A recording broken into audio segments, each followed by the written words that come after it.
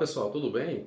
No vídeo de hoje trataremos da doação de bens em vida com reserva de usufruto e demonstraremos como essa forma de planejamento sucessório não é viável nem vantajosa. Meu nome é Diego Costa Duarte, sou advogado e especialista em planejamento patrimonial da família. Iniciando, o que de fato é uma doação com reserva de usufruto? É uma alternativa para pessoas interessadas em destinar parte da sua herança indevida, por exemplo. Isto porque a pessoa tem a liberdade de escolher para quem doar, respeitando a legítima, que é a parte destinada obrigatoriamente aos herdeiros necessários, que são os ascendentes, o cônjuge e os descendentes, no percentual de 50% do patrimônio. Então isso não é uma questão de escolha, é uma obrigação legal, ok? Como se fazer uma doação de bens em vida, de um imóvel, por exemplo, com essa tal reserva de usufruto? Pois bem, para doar um imóvel com reserva de usufruto, o proprietário do imóvel precisa formalizar uma escritura de doação, que é feita em cartório, pagar o imposto sobre a transmissão, causa-mortes e doação, que é o ITCMD, que eu abordei no tema do vídeo falando do inventário, e que esse imposto ele pode chegar até 8%, como alíquota máxima hoje, né, em relação ao valor do imóvel. E posteriormente averbar essa doação no cartório de registro de imóveis, ou seja, custos por cima de custos. Podem se perguntar qual a diferença entre um testamento, que é também uma forma de planejamento sucessório, também não vantajoso, assim como a doação de bens em vida, com a reserva de usufruto. E qual a diferença do testamento e essa modalidade de doação? Qual seria, de repente, o melhor ou a opção menos ruim, digamos assim?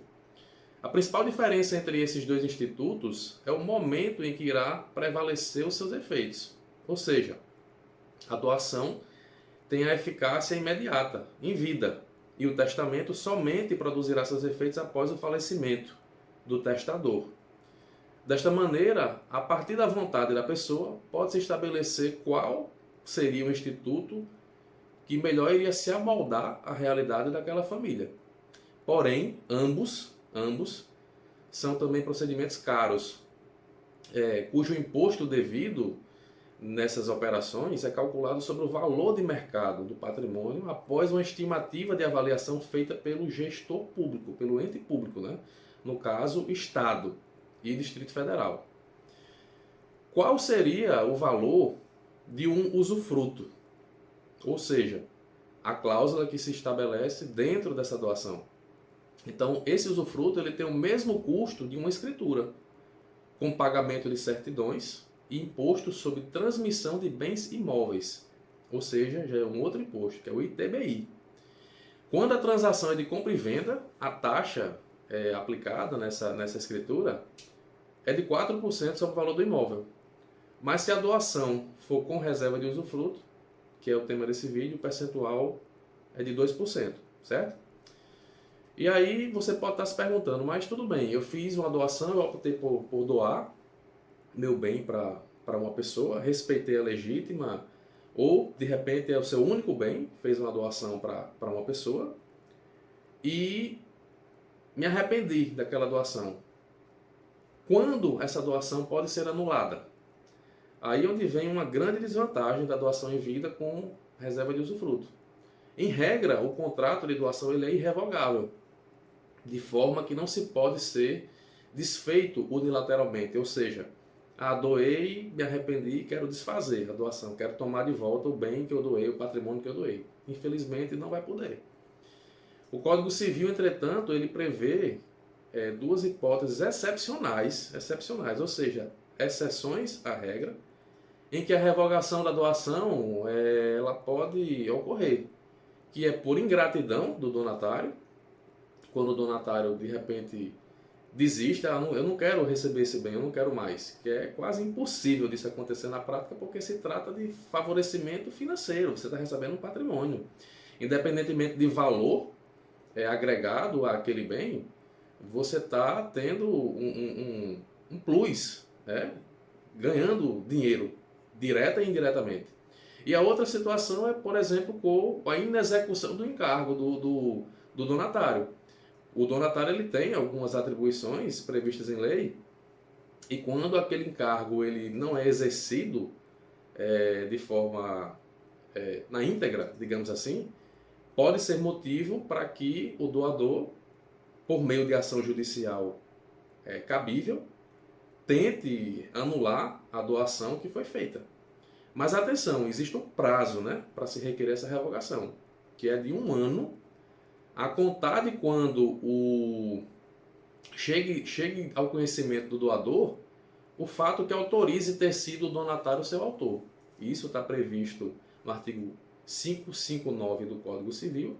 E traduzindo esse artigo, quando o doador toma conhecimento de que, de repente, o seu donatário não está cumprindo os encargos que são de responsabilidade dele, ou que ele, de repente, desistiu de ser donatário, de receber aquele bem em doação, aí sim, por meio da ação judicial, ele poderia pedir judicialmente a anulação, a revogação dessa doação. Mas na prática isso acontece.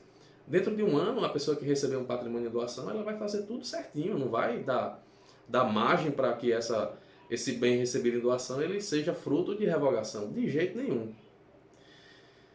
E aí surge a pergunta, né? É possível desfazer a doação do imóvel, como dito acima, como dito anteriormente, né? Agora no vídeo, a doação pode ser revogada e, em sendo, ela é instrumentada por escritura pública, mas com essas duas hipóteses excepcionais.